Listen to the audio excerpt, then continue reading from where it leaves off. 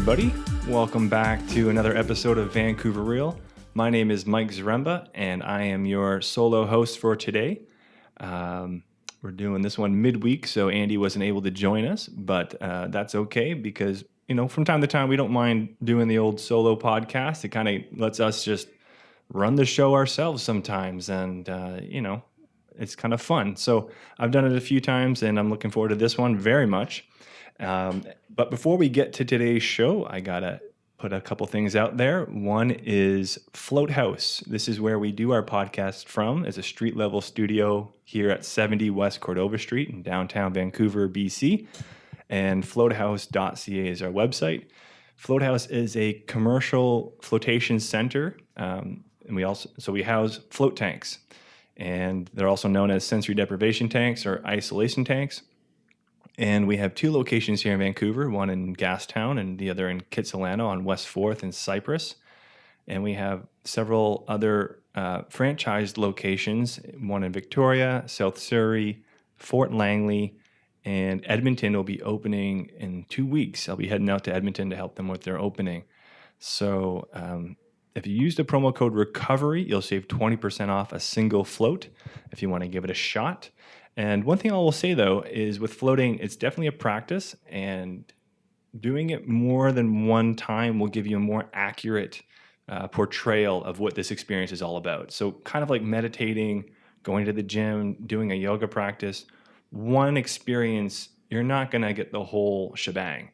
And so we recommend that people try it a few times. Typically 3 seems to be the magic number. And because of that, we actually have an intro pack, which is a discounted price per float for a 3-pack. And it really helps you get through that learning curve and the accumulation effect of floating in a sensory reduced environment.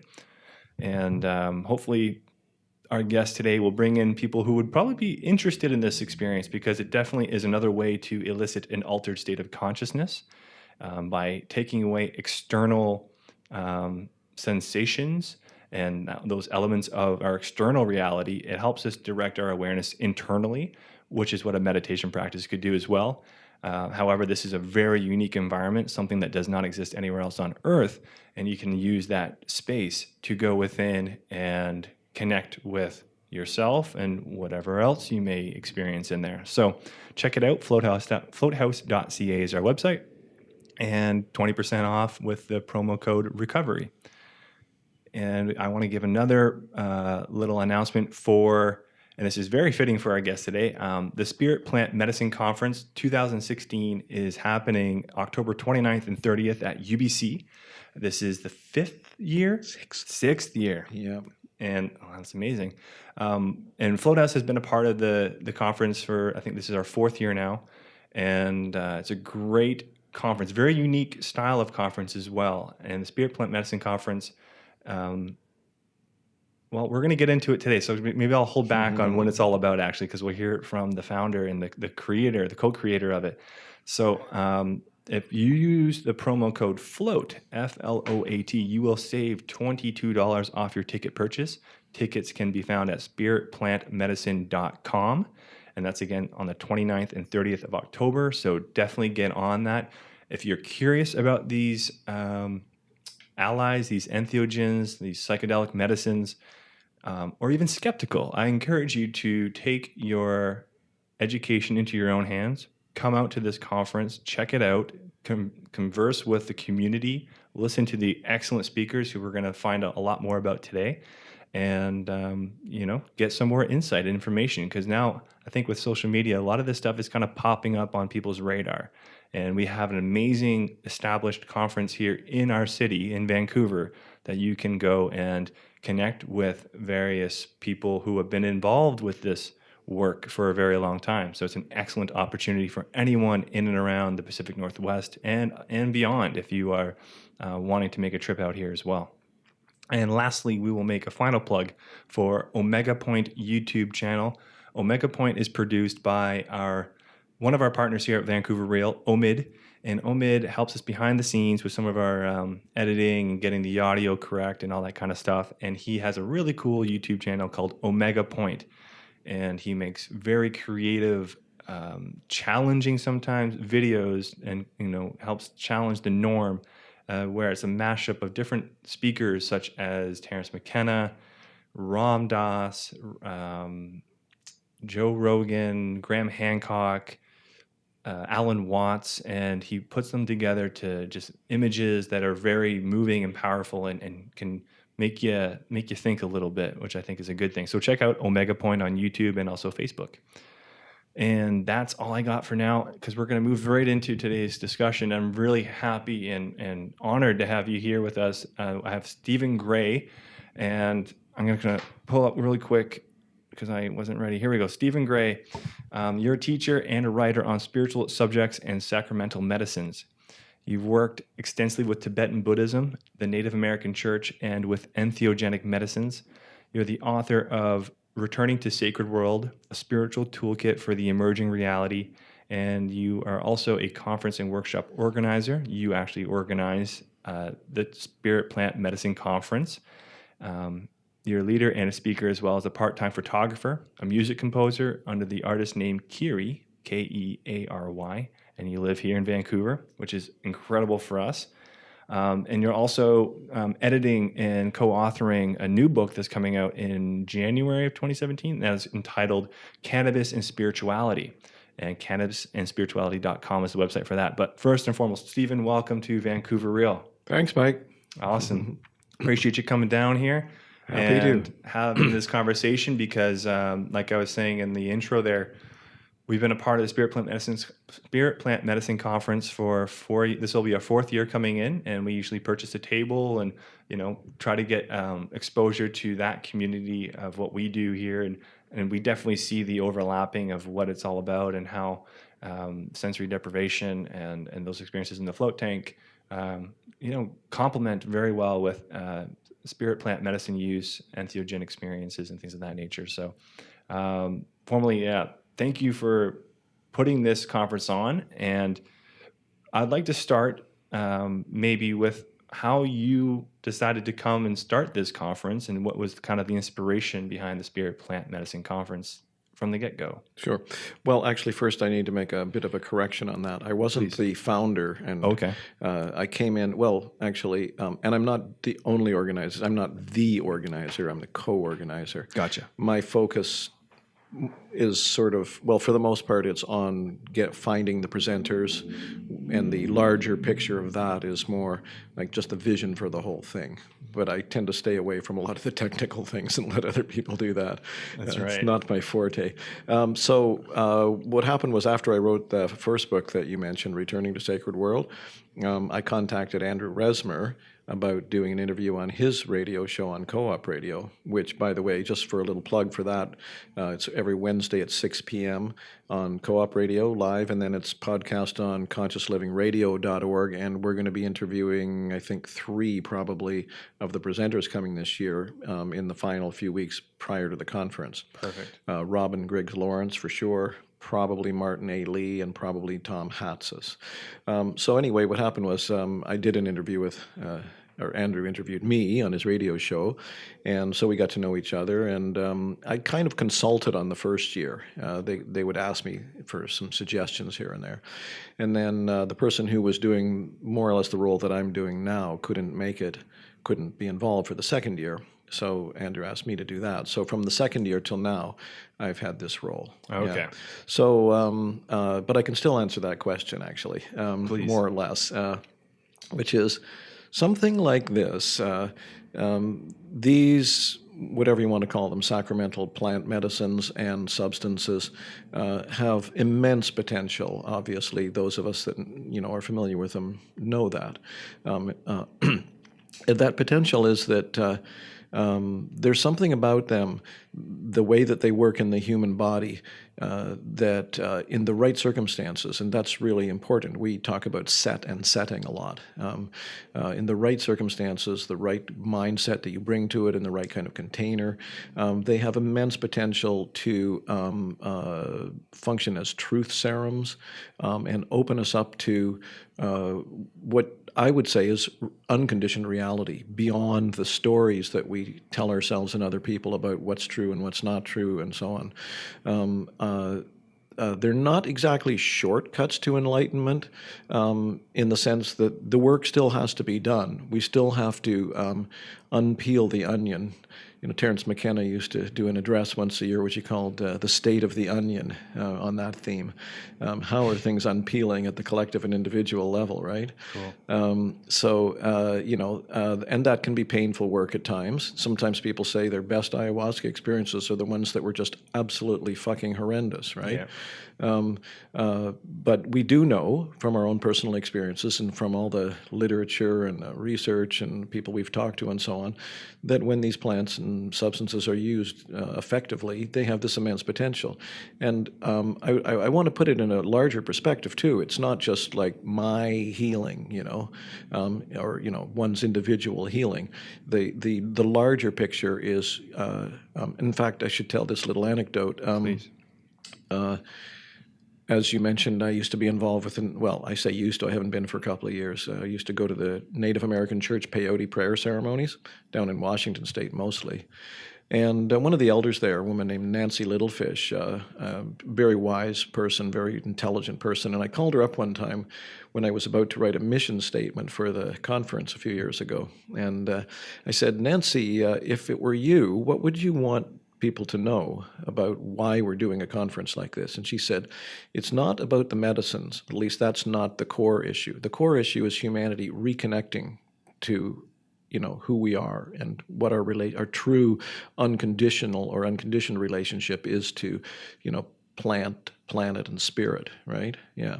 So that's why I'm involved, because I really believe in the potential of these plants. And I guess you could say a big part of the reason for the conference is because this boat needs steering, right? As you probably know, Mike, with the ayahuasca world just going crazy these days, there's so many people. And because it's legal in some places, but it's not like the American Medical Association Board of Certification, right? Any Joe or Josephine can come along and say, hey, I am an ayahuasquero. And anyone can do that with no understanding, no experience, no proper ethical foundation or anything. So this work needs to be steered carefully, and not to, sound like we're the big shots and we're steering the ship, but we're trying to participate in the conversation. We're trying to create a container or a place where we can bring in people who are very familiar with these medicines and the larger context of what's going on, so that we can help steer this ship in the right direction, so that for the future generations, these medicines can be understood properly, used with good set and setting, and respect to the land that they come from, et cetera, right? Yeah, and that's the beauty of the conference, is because there's so much to this. There's a lot going on. There's a lot of areas that are involved with this, from, like you kind of mentioned, environmental implications, cultural, historical, personal, psychological, personal health, mental health. There's so many avenues that these medicines can interact with, and having people with experience, and dare I say an elder kind of community taking the lead of this ship, and not in the sense of a power. This isn't about power. This is just about teaching. That would be the wrong way to go. Correct. Yeah. This is about teaching and absolutely sharing. Right. Yeah, and definitely. Because it's really important that we get this type of information out there, because you're right. We're in a current state of legality where it's not recognized by, a lot of medicalization institutions or medical institutions and government institutions. So it's really up to the people, and it does need some leadership. It does need some guidance. And I think that's exactly what this conference is all about, in terms of bringing this information to the forefront, saying, let's talk, let's share, let's experience, and starting to bring it into our culture. Because absolutely, kind of what you said before, it's about connecting, and about connecting with oneself and having a relationship to one's own reality. Absolutely. And that's why we're a part of it at Float House, because we feel that we do the very similar work, and using that environment for that. So it's very complementary, and I think that's a great I love hearing that from your words, why it's being done and how it kind of got initiated in that sense. So take us into this year, and what can people expect when they come to the conference this year? And maybe let's start more so, not even with the speakers, but just in terms of the experience of the conference. What do you try to set up for people? Well, good question. Only problem with this kombucha is it might make me burp a few times into your That's microphone. okay. Yeah. We're a pretty casual show. If people hear you burp, then they'll know you're just enjoying your kombucha. Some cultures, it's a good sign, right? That's true. Yeah, that's right. Yeah. So, okay. Well, good question. Okay, so one aspect of that is that our fantasy kind of is that we like to think of it as a ceremony to some extent, ceremony light, I like to say. So I hope that people will come at the beginning and stay till the end. Obviously, not everyone can do that, but we do some ritual openings and closing. We have this year a really remarkable guy named Gaiustes, I believe is the pronunciation. He's I forget which tribe he is. He might be Squamish or Salish. I'm not sure, but he's a spokespeople for many of the Native Canadians and has really great insights into what's going on with this kind of cultural consciousness transformation process. So he's going to come and do some opening prayers and welcomings and things like that. And then at the end, we'll do a little bit of 5-minute sort of ritual prayer song kind of things to close it up. So it's at UBC, and it's actually in a classroom. And it has a bit of a bowl theater-like kind of effect in the room itself. And then there's the lobby outside where, you have your table and other tables are. But we tell people and the participants, and they've been really good about this, going along with this basically, is that we like to think of the room itself as a container. And so there's a kind of a gateway or threshold that people pass through. We have people actually standing at the doors almost like a reminder, like you're entering, quote unquote, sacred space now, right? So there's that aspect of it. And then, of course, the main feature is the speakers themselves.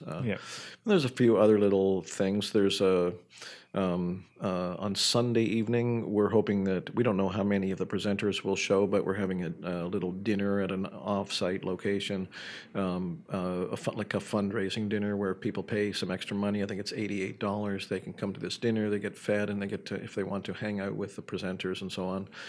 There'll be some book signings.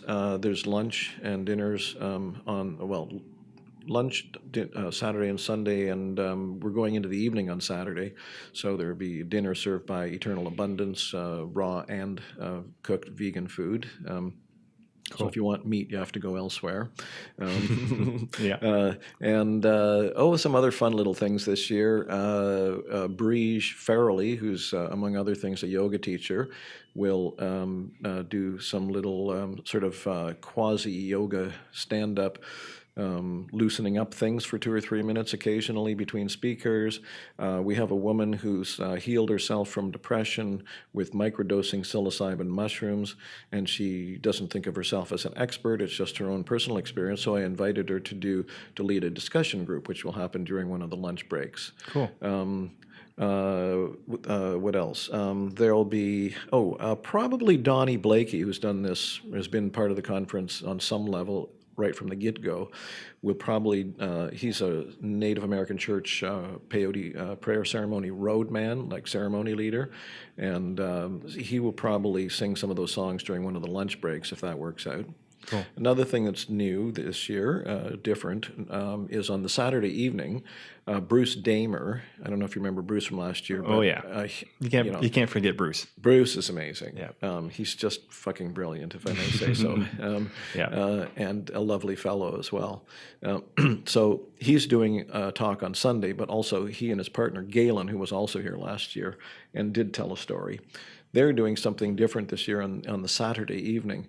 We've got a couple of musicians that are going to provide some kind of almost like ambient soundtrack backgroundy sort of stuff. And Bruce is going to do a monologue, and Galen is going to do one as well, a sort of storytelling thing. Cool. That's Saturday evening.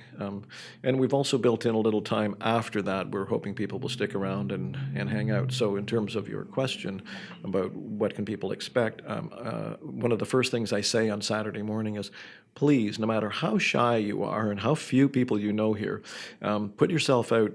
Take a risk this weekend if it involves that, and walk up to total strangers and introduce yourself. And if you do that, you're going to start making connections. Because we also see it as a community building event as well, right? And building that voice that you also referred to a few moments ago. Yeah. And that's what I really enjoy the conference personally is. Not only is it educational and informative, but it is also this cultural experience. And I like how we're bringing entheogenic culture, spirit plant medicine culture into our culture, into mainstream culture, and trying to connect that a little bit and have a little integration. And I really like the introduction, perhaps for some people, to the idea and the context of ceremony. I think that's very unknown to many North Americans, and I think bringing that element of ceremony, like we think of, our ceremonies, we have wedding ceremonies, other maybe religious ceremonies, but kind of getting into just more, shamanism ceremonies and traditional indigenous style of ceremony, and how those are a little different, I would say, in different ways, and just kind of bringing that element to it, I think is really great. And from my experience, it has a tangible effect. I'll tell you a little story. I think from maybe the second year we were there, and I was going into that conference, and I was hoping to get some help from our staff here at Float House, and no one volunteered. So I'm like, all right, I'm just going to be running the table by myself. Fine. I was a little bummed. I was a little disappointed that no one would come to the table and help out. But I just kind of, and because part of me was like, oh, I didn't know if I was going to stay the whole weekend. And, it's a commitment. And I was just kind of disappointed no one wanted to share that with me.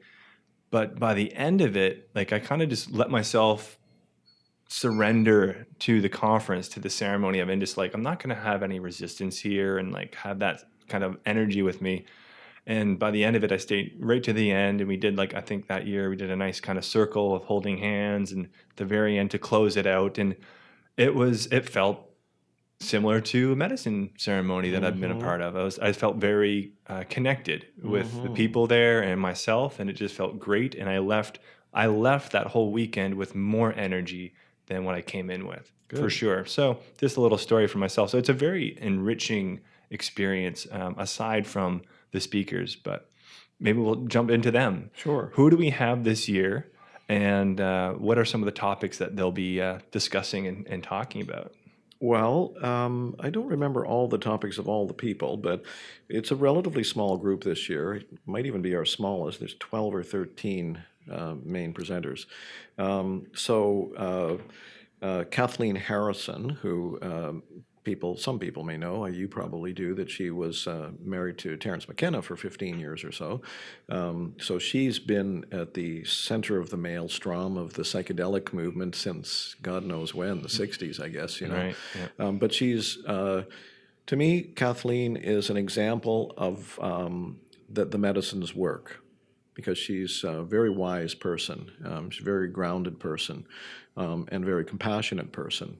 She dedicated her life to, her whole life really, to sharing the message of how to understand these plants and how to look after them. She and Terence founded an organization called botanicaldimensions.org, and she's really been the person behind it for the last 30 years or so.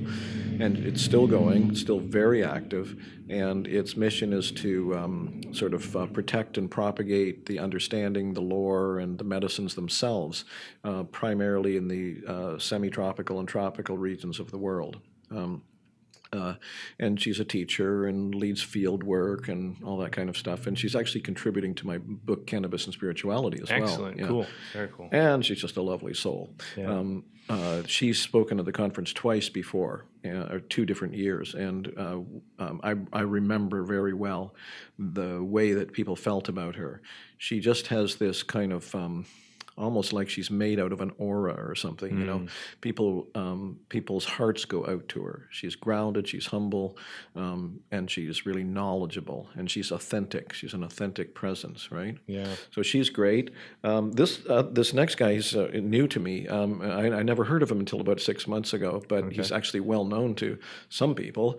I don't have a television. That might be part of the problem, but he's known apparently around the world as the medicine hunter on Fox News, and he's had things on CNN as well. Okay. And he travels around the world. Sounds like a wonderful gig, actually. Travels around the world looking for plant medicines and things like that. And and then he does shows about them and things like that. So I mentioned to you before we went on air that I feel we've got a really strong group of people as engaging speakers this year, and Chris is very entertaining. Cool. If we were a profit-making organization, he would have charged us $10,000 to come. Wow. I don't know if he wants me to say all this, but Okay. I asked him. We talked about on the phone. We talked about what do we have to do for remuneration, and so we talked about that a little bit. And he said, "Well, how about nothing?" And then, Wow. yeah, but then he said, "Well, actually, I do want a couple things. I want my book to be there." He has a book called The Ayahuasca Test Pilot's Handbook. Okay. Which sounds really interesting. Yeah. And then he said, "I don't want a party." And then he said, "Oh no, I want a third thing. I'd offered him to do like a 1 hour and then another half hour as a closing on Sunday." And he said, "Actually, I'd like an hour for that on the Sunday." So he's doing 2, and I think they're going to be really entertaining and informative, of course. Very cool. So he's exciting. Nice. We were going to have Ralph Metzner come in person, which was just a remarkable thing in itself, because I don't know, for people who don't know Ralph, he's truly, you mentioned the sort of the elder spokesman kind of concept, and he's what I would say qualifies for a legend in this work. He was with Timothy Leary and those people back at Harvard, or was it MIT or Harvard? I guess it was Harvard, yeah, back in the early 60s, and his whole life has been involved with this work. He's the author and editor of numerous books on the sacramental medicines, etc. But he's 80 now, and after he'd agreed to come, I was surprised he even answered my email. But after he agreed to come, he changed his mind, because he said his hearing's really poor these days, and it's really difficult for him to hear questions, and it's just kind of confusing to be in large, noisy areas and things like that. So he's going to speak on Skype for half an hour at the beginning of Saturday. So Excellent. that'll be kind of sweet. And I'm going to tell people that this fellow deserves all the honor we can possibly muster up, and would we please stand up and give him a standing ovation just for being here, Very So cool. then Bruce Damer, Yep. and Galen, who I mentioned, Bruce will do a talk. I forget the title of it, but Bruce is a visionary. So Bruce goes for the kind of core essential issues. He did 2 talks last year, and both of those talks. It wasn't overly done. It wasn't overstated or heavy-handed at all. But he led the material in both cases. He led the material toward this kind of like core meme of some kind or other. One was, for example, about the reopening of the temple as a metaphor. That the Temple of Eleusis. Are you familiar with that? Yeah, I am a little bit. Maybe you can share a little bit. Well, it's a mind blower, really. Right. It was I think a couple of hours. By fast donkey out of Athens, or horse cart or something like that. Yeah. I'm sorry, I can't remember if it was either 1,000 or 2,000 years that it went on. It was at least 1,000, Right. which, if you think of it, that's an immense length of time for something in a culture, right? An institution, an establishment of any kind, right? And we don't know all the details because all the participants were constrained from ever talking about it. What we do know is that all the people who were, quote, anybody from Athens went there. All the philosophers, the great artists, culture leaders, etc. Plato, Socrates, Aristotle, all these people all went there for, I think it was like a 2-week initiation of some kind. We also know from the pottery records, it's it's like 99.9% agreed and sure that there was a sacramental medicine, because there's lots of images of like a priest handing somebody something. And you can bet in those days it wasn't just going to be the unleavened bread that they hand out in Christian churches now. Right. But then, part of the metaphor with this was the Romans, I think it was, that came along after that. And they literally physically buried that temple and put their own temple on top of it. So this stands as the metaphor for shutting down the mystical Gnostic wisdom, right? And it's now being reopened. That's the metaphor, and that's the dream, and that's the vision, and that's the vision that we need to hold in our hearts and hold with courage as well, right? Right. Yep. So that's where Bruce is at. He's tapped in experientially to the most essential memes, if that's the right word for what's going on now and where we need to go with it. Cool. Yeah, I think that's a great way to articulate what his role is and how he kind of talks about it, because we are in this interesting time right now, for sure. Very much. Yeah. Cool. I went to a conference in 2008 down in Iquitos, Peru, and Dennis McKenna did the opening keynote address, and he said at that time that, and this is, like I say, 8 years ago now, he said that a lot of people are saying that we're really close to a tipping point, where if we don't get our kind of consciousness awakening act together fairly soon, we may be headed for the ditch, and things may be kind of maybe a fallow period on planet Earth for humanity for X number of centuries or whatever, but then there's this immense promise too, so he said the way that he thinks of himself, Dennis McKenna said, is, I work for the plants. It's like they're the boss. I'm working for them. They want us to heal too. And it may actually be, I think he and other people have pointed out that it may actually be not completely an altruistic motive on the part of the plants. They want to survive too, right? They don't want this planet to become an unlivable mess, uninhabitable, burned up, choked out place. Mm-hmm. So anyway, another person we're having, which I'm actually quite looking forward to, is Martin A. Lee. Martin is a award-winning journalist and author of 2 great books. I've only read one of them. I don't remember reading the first one. It's called Acid Dreams. Okay. And this more recent one is called Smoke Signals. It's a social history of the medical, scientific, and recreational use of cannabis. But it's a great read. He's a really good writer, and it's just loaded with. I mean, I've studied this stuff, and there's a lot of stuff in there that I didn't know about. He's actually not like directly, doesn't really directly speak. It's not part of his gig, as it were, to speak directly about cannabis as a spiritual ally. But I think he's going to include some aspect of that. In fact, I think the word spirit is in the title of his talk. The spirit of cannabis, I think, is the title of it. What his main gig right now is, he's the founder and director of something called Project CBD.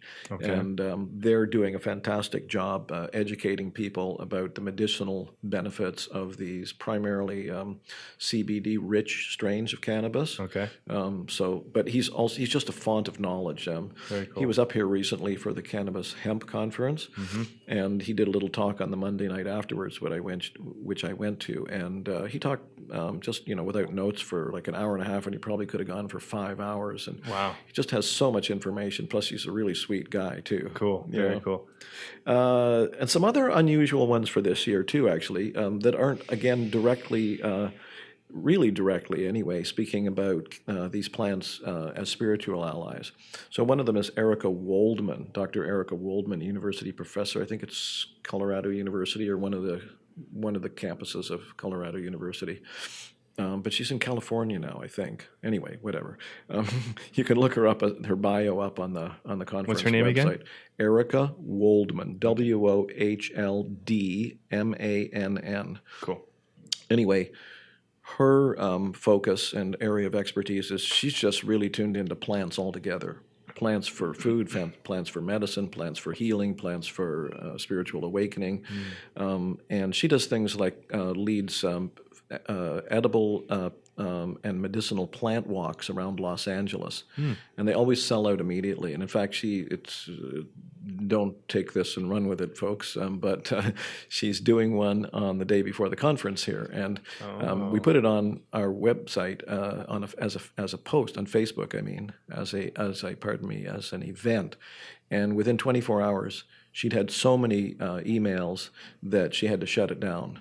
Like way more than she could possibly handle. So and she was going to do one here in Vancouver. Yeah, here in Vancouver when she comes for the conference. Just walking around the neighborhood and saying, you can eat that one. You can use that one for medicine. Wow. That kind of thing. Very cool. But it's really exciting because people are really keen on that. People are very interested in that, and I'm excited about that because that's actually one of the reasons for the conference is to sort of recalculate and reconfigure our relationship to plants and planet altogether, right? Yeah.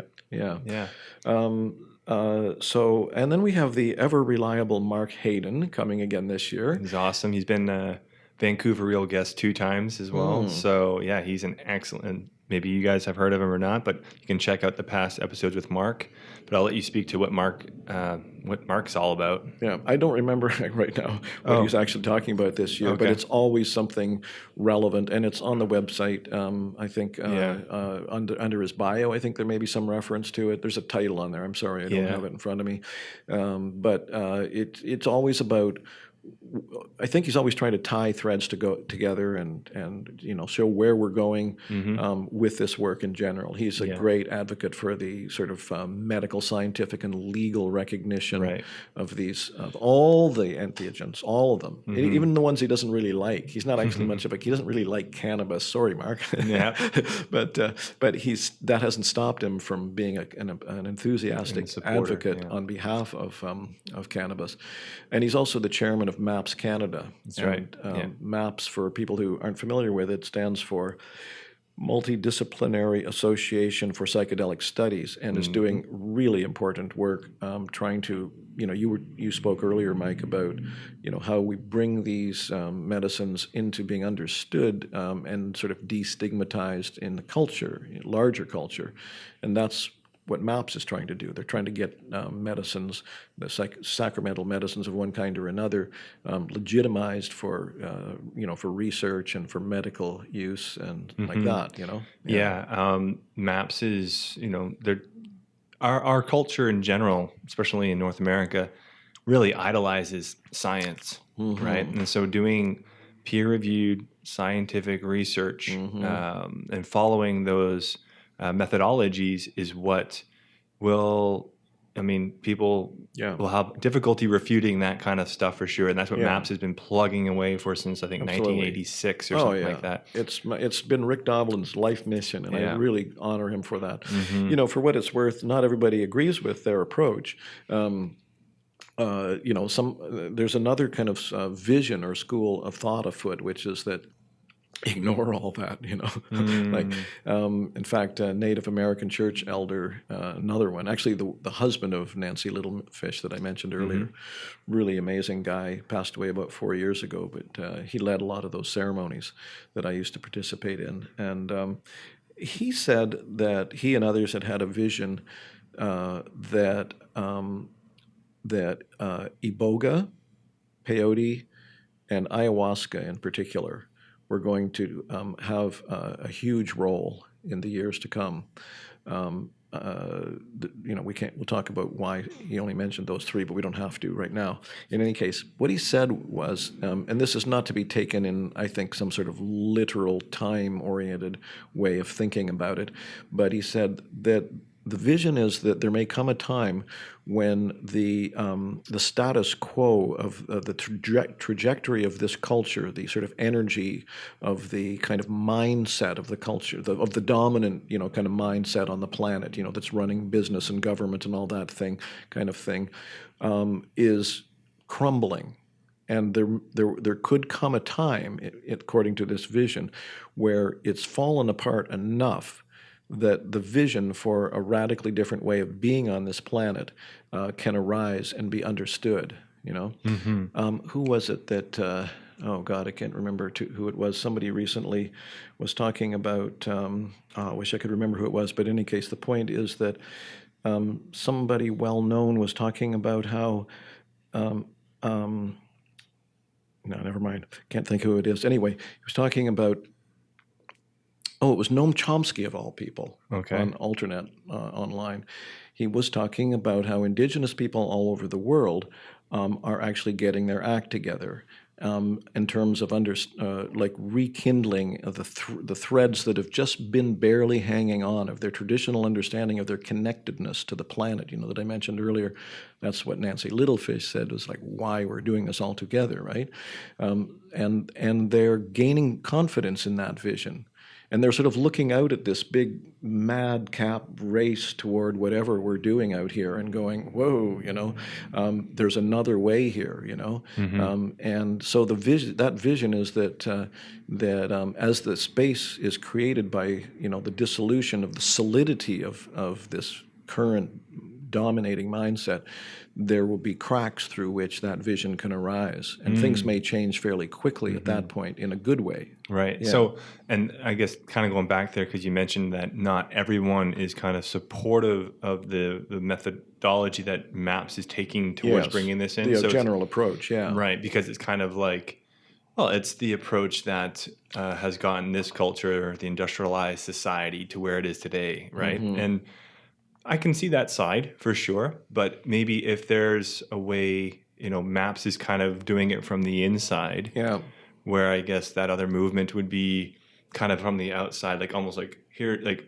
covering it and holding that space, and MAPS is kind of penetrating from within almost, and starting to, crack that social cultural mind. I think they both have a role to play personally. I'm with you on that one. I'm just pointing out that not everyone sees it, that way. Yeah.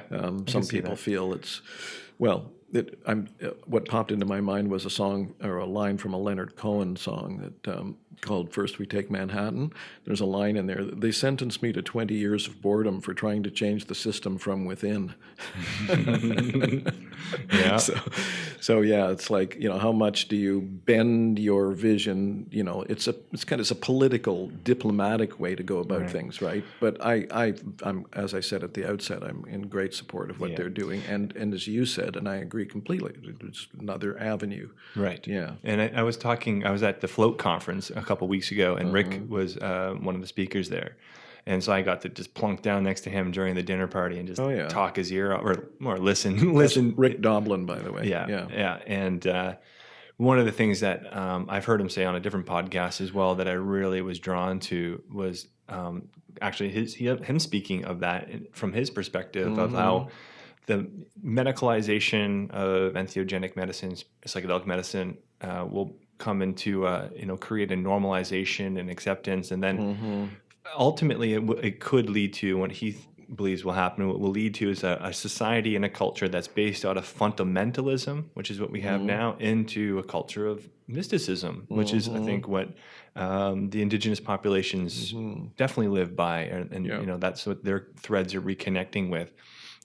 So I think whether someone's exposed to it because they see the science of it or not, ultimately the result of it is potential spiritual growth. And absolutely. That's what, I think the indigenous people are recognizing is what we need to do is grow spiritually. Absolutely. Right? So. And part of that, like a core element of that revolution, if you want to call it that, is re-empowering ourselves for our own health, taking responsibility for our own health and our own medicines. I mean, it's this is not, I don't think this is just an opinion. I believe that it's actually completely dysfunctional and even worse, outrageous, that massively huge corporations control the health the dispensation of medicine and health to the public. It's just outrageous. This last few days, this Alternet, by the way, have you ever heard of Alternet? No. It's a great website. They collect They just collect every day. I get it in my email inbox every day. They have about 10 new articles every day, and they're all basically freelance writers. But a lot of them are, a number of them are quite well known. They've got Noam Chomsky that I mentioned. Bill Moyers writes for them. Naomi Klein writes for them. Paul Krugman from the New York Times writes for them, and they have lots of stuff periodically on the psychedelics and on cannabis, all those kinds of things. But oh shit! Now I forgot why I mentioned them. Oh yeah, this huge, I forget which company it is in Arizona, has contributed. I forget this huge sum, 500 million. I don't know what it is. I don't remember. A very large sum of money to the opposition group for, I guess, in Arizona. They're about to have it on the ballot for this November election. Okay. Something is going to be on there. I don't know if it's a proposition or some kind of legislation that voters are going to vote for. And this company has contributed an immense amount of money to the opposition side, and they are the makers of fentanyl. Right, one of the most deadly drugs potentially on the planet, as we well know. Vancouver, as prime example. So here's a big pharmaceutical company trying to stop the development and the recognition of what I would call the people's plant, a plant that nobody can own and never should own. It should be everybody's plant. And so cannabis, by the way, is extremely important in the cultural change right now. For that reason, that it's kind of like the thin edge of the wedge as it becomes legalized, here and there. Like what you were saying about Rick Doblin earlier, the sort of normalization of things, So revolution in the way that people are going to be able to think about their health and their medicine. This is my medicine. I don't need you to be the interlocutor, Actually, maybe we can go into that little adjunct Sure. there with cannabis, because it's a very interesting topic here in this city. It's been culturally a part of it for a long time in different ways. But getting into maybe the angle of your book, Cannabis and Spirituality, because a lot of people would think of cannabis as a recreational drug, as something they do just to relax. Yeah. Or just to escape reality. Absolutely. Some people could, put it into.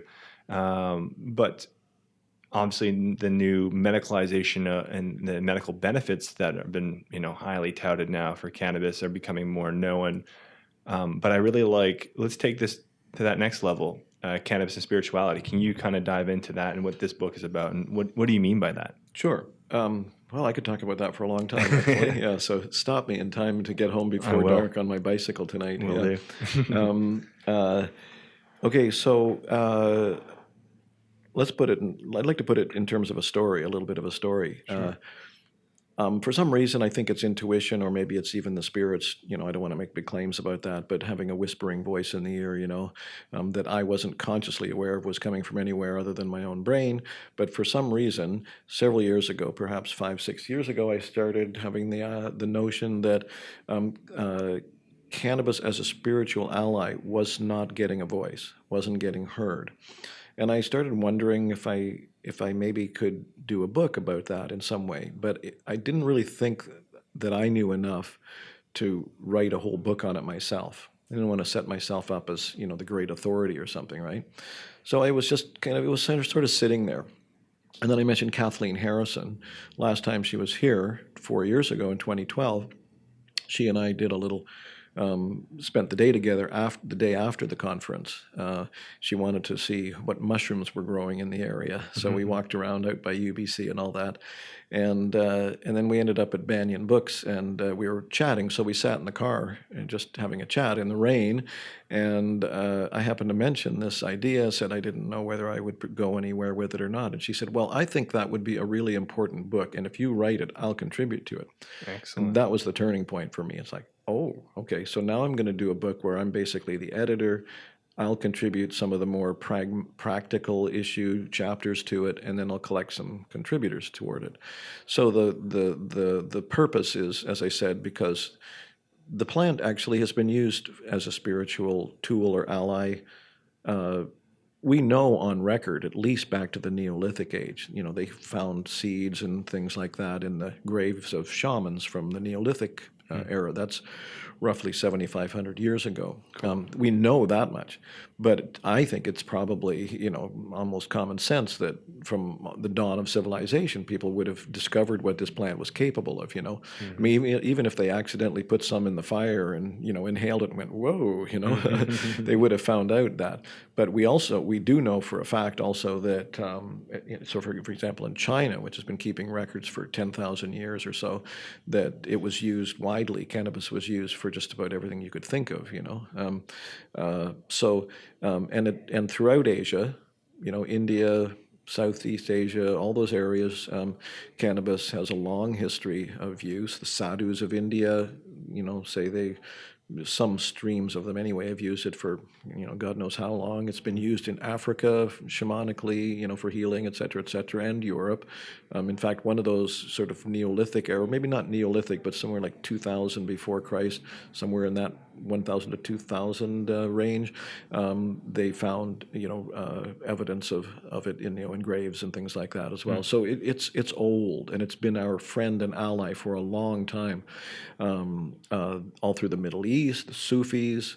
A guy that I like to quote whenever I can was a famous mystic Sufi poet named Fuseli, and from roughly about 1500 AD. And he said, hashish is the Sufi master. That's a pretty powerful statement. Totally. That's like saying the guru, the pure mirror, is hashish. That if you take it in the right circumstances, the set and setting that I referred to earlier, it can open you up to the divine. The Rastafarians talk like that too. The herb is the vehicle to cosmic consciousness, is the kind of thing that they would say. So, but this has been underreported, understood, if there's such a word, and and particularly the 20th century, and approximately the 20th century has been very hard on this poor plant. 100 years ago, you could get it anywhere in a place like Vancouver. You walk into a little apothecary and they'd have all kinds of tinctures and everything. It was just normal. It didn't have this sort of separate notion. It wasn't like, oh, it's great, it's cannabis. It's just, oh, okay, this for your ailment, this one might be good. Right. Yeah. So this whole thing that started kind of in the 1920s and 30s was just this sort of like really dark, wrong turn as far as I'm concerned. And so people kind of forgot about, I mean, it wasn't necessarily being understood as a spiritual plant in the West at that time necessarily, but anyway, now we're trying to bring back that notion that, well, wait a minute, folks, the plant's kind of spreading around everywhere. It's people, as you say, use it recreationally a lot and think of it that way. And of course, lots of people now know that it can be helpful for a lot of, disease issues, et cetera, et cetera. But the one thing that a lot of people haven't really understood or explored is as a spiritual ally. And part of the reason is because, well, apart from the obvious fact that it hasn't been discussed, is that you don't really find, I don't think most people really are going to find the depths of what this plant is capable of unless they, to quote Terence McKenna about the entheogens, sit down, shut up, and pay attention. So it's a kind of an energy medicine in a sense. It works with the whole system, the whole mind-body system. And if you just kind of busy yourself doing things all the time, you may not even notice, you probably won't notice those effects. Like, for example, if you were to you could do a control group thing with yourself. You had the same batch or plant or whatever, and you had, the same, 2 puffs or whatever. Sure. In 2 completely different circumstances. One, your friends are around, you're chatting about anything, the house that you would like to buy or the house that you couldn't afford because Vancouver's prices are ridiculous. And you've got the stereo on and, people are coming and going and there's popcorn or, pizza or whatever, and there's beer and all that.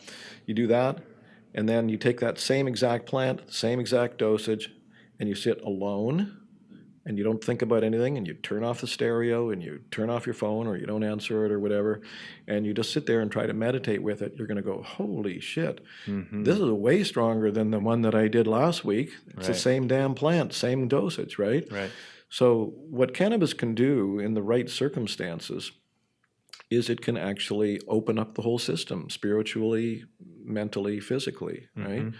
And that's the purpose of the book. So I've Yeah. got 17 contributors that are all speaking about how they understand the plant and Yeah. in for that purpose. It sounds like an excellent piece of literature to contribute to our culture, and because I think it was at the cannabis conference 2 summers ago I went to here in Vancouver, and I'm not sure if someone said it that triggered this in my mind or how it got here, but regardless, I was like, how different would my relationship with cannabis have been if my initial introduction to it was when I was maybe in a younger age, but with somebody, with like an elder, with someone experienced, taking me through an intentional, excuse me, ceremony of sorts, for the first time. Yeah. Like how different would that trajectory have been versus, sneaking off with a couple buddies, trying to smoke this thing. Am I feeling it? I don't even know, giggling, whatever, kind of just being silly. Exactly. And, it's been a long time until I really realized how much this plant can open myself up. And part of that was actually using it within the float tank because it's a great environment to get quiet. And I didn't know if you wanted to, mention that publicly, but I wondered about that actually, and not just with cannabis, by the way. I wondered how it would, fuse with other medicines. I would suggest. Here's the thing: when you're floating here at Float House as a guest, you sign a waiver and you are sober. However, we don't drug test people coming in. If someone seems really off, we're going to prevent them from floating just for liability reasons. However, we know people are using cannabis and going into the float tank in different forms, whether it's smoking or edibles or whatever. And I use it myself, and from time to time, and it's a very unique experience because you're isolated with your body vehicle, with the medicine, with that energy, and like you were kind of alluding to with those two scenarios. Turn off the music, get quiet, be with it. Well, there's nothing quieter and more self-contained than a float tank. And that's where you definitely feel the energetics of what this medicine and this plant ally can do. It's incredible. And likewise, and then start with just base floating, get a base for that. Yeah. Then maybe after a few floats, 5, 6 floats, so you can know what that energy is like, know what your energy is like. Right. Start there.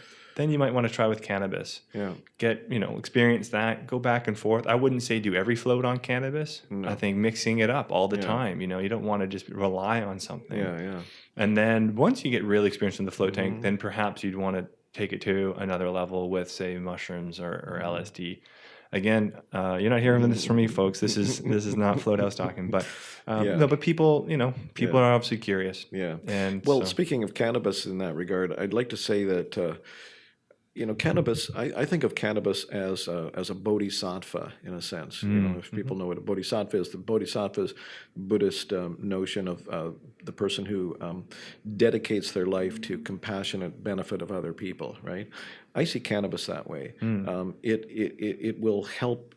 Basically it's the most kindest, gracious plant in a sense because that's why set and setting are so important, and intention and all those kinds of things. Because yes, if your intention is to escape, it will just exacerbate that. It will exaggerate that. It'll take you deeper into the escape place. But if your intention is to wake up and to heal, it'll deepen that as well, right? Yeah. And it'll support you in many different ways to do that. One of the exciting areas of growth in regard to the use of cannabis as a supporter, so to speak, is with yoga. now. So one of the contributors to the book is a woman named Dee Dussault, who is a pioneer. She was actually in Vancouver for a while, but she's now down in San Francisco doing ganja yoga, is what she calls it. Right. And she's actually got a book deal on that recently with Yeah. a big publisher, Awesome. Harper or somebody like that. Well, it's a hot topic, both cannabis and yoga. Yeah. No wonder. And I can attest to that. I've been practicing yoga for about 8 years now consistently.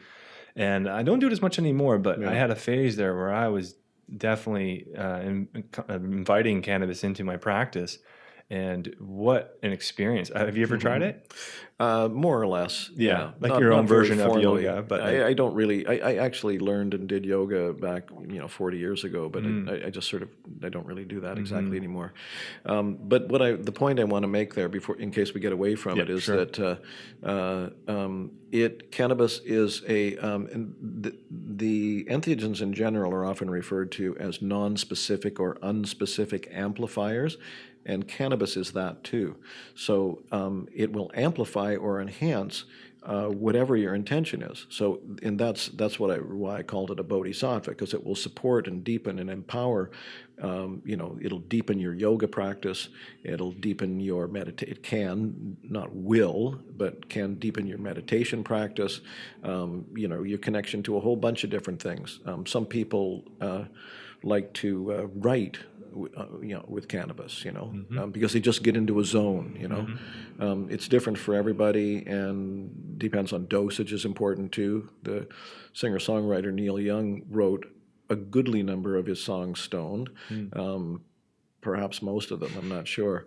But in his autobiography, he said about this one particular strain, which I think he said was a strong strain, he said, if you smoked a little, you wrote a song. If you smoked a lot, you were just toast. Yeah. Right? So dosage is really important for activity as well. True. Very true.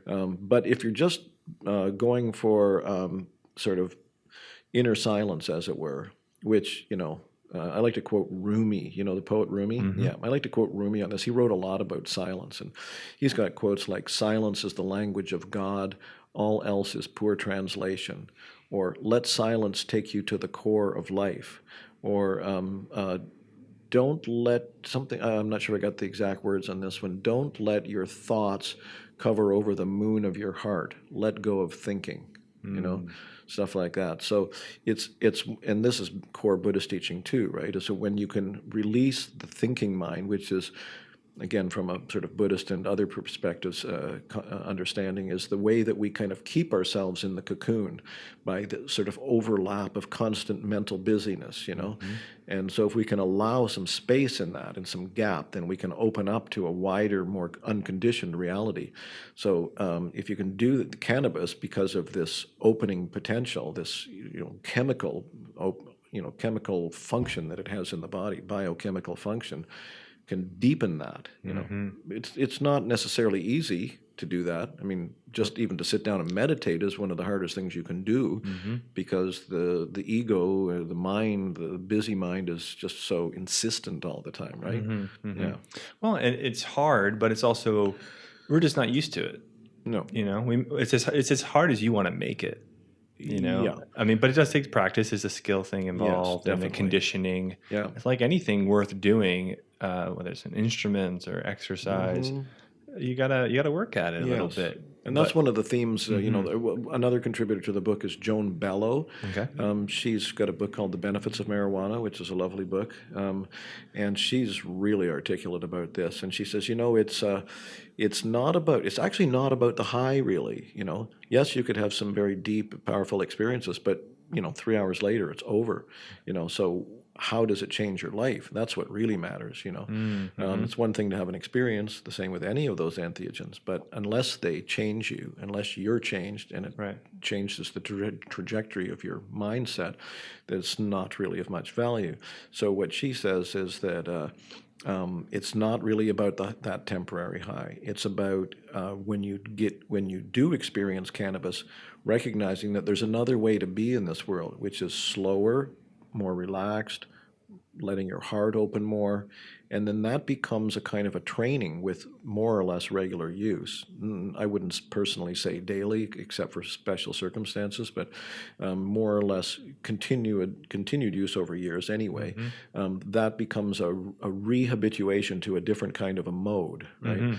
100%. And Joan actually even said that in some sense the high is a side effect. That when you're a kind of a beginner, as it were, you're more dazzled by the stars of the high. But over the long term, it's not really about that high in the moment. It's about this whole kind of reconfiguration of how we move through the world and what we're connected to. You know? Yeah, because it does bring your awareness to things that perhaps you would normally overlook or be automatized to or numb to. Like you start to see the oddness of a plant or a tree or whatever it is. Nicely right? put. Yeah, and that's kind of, I don't mean to keep jumping back to it, but this is why we're involved, because floating does that too. So it's like you play. Poor word. You can use these experiences, whether it's play is a good word too. It can. Yeah, it's true. It's true. But it's true because it plays light. It's like curious, right? Yeah. So you play with cannabis and experience that with your personal intention. Like if you have an intention, great. Yeah. Because that means you're bringing an awareness to it. Yeah. Respect is really key as well. It's not. We've got to get away from, it would be nice if a lot more people got away from the attitude of thinking this is a thing, it's a commodity, it's a consumer product, but it's actually a sacred plant that, needs to be up there, not down here, so to speak, Right. Yeah. One of the visions coming from one of the contributors to the book is a Brazilian ayahuasca shaman, and he said, our vision, because they call it Santa Maria, Saint Mary, right? And their vision is to take it back from misunderstanding and misuse and put it back on the altar, so to speak, where it belongs. Right. Return it to the garden, to Mother Earth, and treat it as a sacred plant. Yeah. So that's a good starting point right there. Just respect this plant, this ancient, ally and friend of humanity. Yep. Yeah, and I think that's probably what producing content like this literature that you're going to create or that you're creating. How far along are you with it? It's in their hands now. Well, actually, they're about to. It's gone through a bunch of editing, although they didn't change much. Just mostly, I don't know what you call it, copy editing or line editing. Like misspellings and punctuation and all that sort of thing, and the occasional phrase where they go, "That doesn't make any sense to me." It's gone through all that. Now it's going to the proofreader around about now, and then they're going to send me a PDF. I get one last chance to look through it, and just to see if there's a word or two here and there I'd like to change, or I could change like a small paragraph. Maybe that's about as far as it goes, and then it's back to them, and then it goes toward coming out as in an actual material in January. And the other thing I'm supposed to be doing right now, just today actually got an email from the marketing director, and it's like, okay, yes, another task, is I now have to seek endorsements for it. Okay. So if anyone's listening to this who knows somebody with a degree of name recognition who might be interested in endorsing this book, please get in touch with me. Cool. Excellent. So that's where it's at. How can they get in touch with you? Well, they could write me. Actually, on the website, on my CannabisandSpirituality.com website, there's a comments place. But actually, I don't mind telling people my email address, which is StephenGrayMedicine@gmail.com. And it's StephenGray, StephenGrayMedicine@gmail.com. Excellent. So you never know. Yeah, or Facebook. I'm on there as Stephen Gray on Facebook. Perfect. As well. So the Facebook, I've got the group Cannabis and Spirituality, but I also have my own timeline or whatever you call it. Yeah, perfect. Yeah. Cool. Yeah, because you never know. These podcasts, they come back to us in really interesting ways sometimes. You're like, you hear it back from someone in Florida or someone in New York City. You're like, whoa, how did that even happen? But it's the different topics. We have a vast array of topics, and typically these sorts of topics are our most popular episodes as well, so, which is really cool, and I think pays a level of credit to our audience of openness, which I love about them. So great. And also that book is coming out in 2017. January. And is it for pre-order or anything like that? Yeah, it's actually available on the. It's coming from. It's well, the Inner Traditions is the umbrella publishing company, and they have several imprints. So it's actually Park Street Press, but the website is innertraditions.com, and you can go into Coming Books, I think it is, and it's available for pre-order now. Cool. Yeah. There you go. So if you enjoyed that last little conversation we had, the last 25 minutes or so about what that book entails and kind of getting a taste for it, I think, support this. I think it's a great piece of literature. So I encourage you all to pre-order it, show some support. And I think, we'll wrap things up. That way it doesn't get too dark for you before you got to ride home with no lights on. So that's right. But Getting darker earlier at this time. I know now. it's changing quickly, eh? It is that time. Yeah. Right around the solstice, it changes like 3 minutes a day or something like that. Yeah. I like it though. It's cool.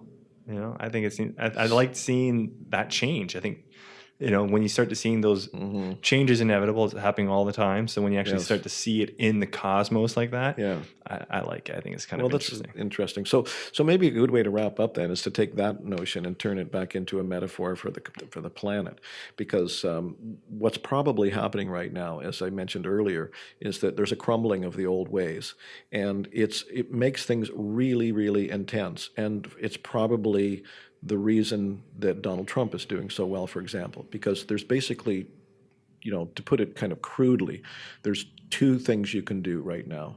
You can either try to resist and deny the fact that, as Terence McKenna put it, it's the transcendental object at the end of time, that as we're moving toward it and it's moving toward us, so there's a meeting happening where the fact is, there's a reality, which is God or whatever you want to call it. That is the source, the reality, the ground of everything. And it's like we're running around hiding and not looking at it. We're afraid of it. And I don't judge that. I've been doing that like everybody else, But the karma of the current trajectory is kind of at the end now. So things are changing, and you either are going to embrace it and let go and trust. It's a really important word. Trust the energies of life, the flow of life, the breath of life, the unknown. If you're afraid of that, you're going to be more and more desperately seeking to cling to something that will give you the illusion of safety.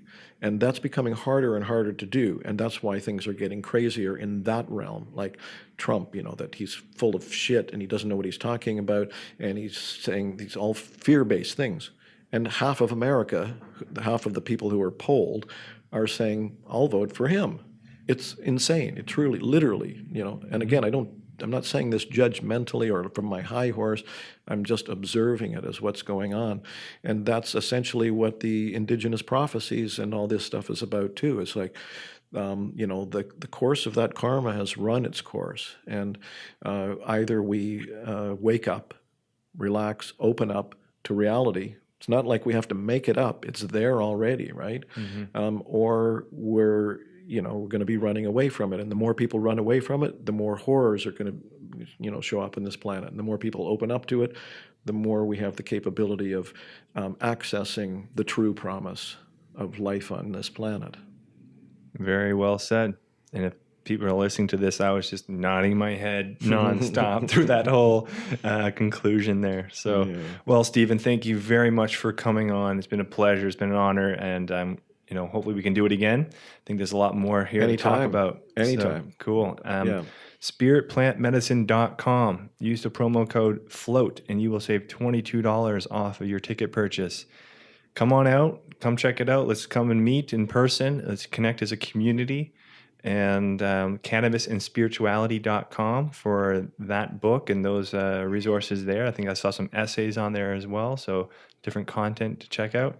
And Stephen Gray, medicine@gmail.com if you want to connect with Stephen. So he's out there. So thank you very much for tuning in, folks. And until next time, to whatever is.